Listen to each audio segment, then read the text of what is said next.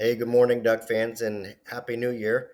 I sat here rehearsing this a few times before I hit record and kept having to train myself not to say Happy Monday morning. It's weird. It's a weird week. It's going to be a weird week. You know what makes this week even weirder is we're going to have to hear about Washington all week long playing in a national championship game against Michigan. But good for them. I mean, that's a resilient Husky team. I know that it pains Oregon fans not only to hear it, but to read it and to hear me say it. But it's true. Let's be respectful. That program, beat Oregon twice this year, whether it be by 3 points or 10 points. They won the game. Michael Penix is a dude. Romeo Dunze. I mean, it's a good, really good football team, and they've earned to be where they're at, and now they've got a shot for a national championship. It's going to be a long off season if they win one for Oregon fans. But you know what? If they win it, they earned it, and can't really take that away from them. Speaking of earned it, Oregon did play in the Fiesta Bowl. I know it's not for a national championship, but a great game, a great bowl game. Despite the opponent, which they cannot control, they simply show up to Scottsdale and play the game. Liberty showed up and Oregon played them, and give Dan Lanning and Bo Nix and all those guys a ton of credit because there was no letdown. I mean, I know Liberty went out and scored on that first drive, had a really strong scripted drive. Sawyer made some really good plays with his legs to keep that thing going, but they put 7 points on the board, and that was it. The Ducks figured it out after that first drive. Bo Nix got into his groove, and the Ducks just never looked back, and it was such a treat, just such a treat to see Bo out there again one last time.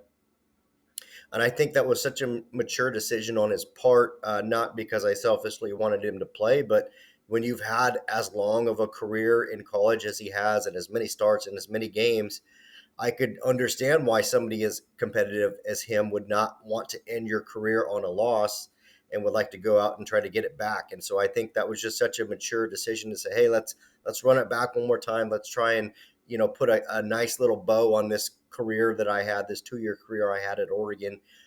Bucky Irving, the same thing. A lot of those guys, I know we talk about Bo, but Bucky and Troy Franklin and those guys that really came in and solidified things. I wrote about it. I know some of you read it. I wrote about it. This was such an important group for Oregon at an important time. I know it wasn't for a national championship, but it was 12 wins, a tremendous season. Dan Lanning's 22-5. Okay, two of those losses, okay, this year are to Washington, who's playing for a national championship. So that's a really good football team. It was a good football team last year. So you really look at what Dan Lanning, who came in, and we had no idea what we were getting with Dan Lanning. All right, this guy, his star was really bright and he was rising up the ranks, but just we didn't know, right? Just really young and hoped it worked out. But brought in Bo Nix, Bucky Irving, Troy Franklin continued to develop. A lot of these guys are going to be the cornerstone for what we feel like is going to be a really long career for Dan Lanning at Oregon. He continues to say he wants to be at Oregon. He continues to say, this is the last job I want. All the things that you want to hear, he continues to say. And it will be his success with this group going 22-5, having Bo Nix, being talked about as a Heisman candidate, being in the running for a national championship 2 years in a row. Obviously, you didn't get there, but you were really close, which is great. All those things are the cornerstone, the building blocks for Dan Lanning to continue to recruit at an elite level and bring in talent and be able to win games. So just my hat's off to this group for kind of taking a chance, if you will. Took a chance on Coach Lanning, and it paid off. And it feels like this is just kind of the ground floor. I mean, if this is Dan Lanning's floor, we still haven't seen the ceiling, in my opinion, and that's a tremendous thing.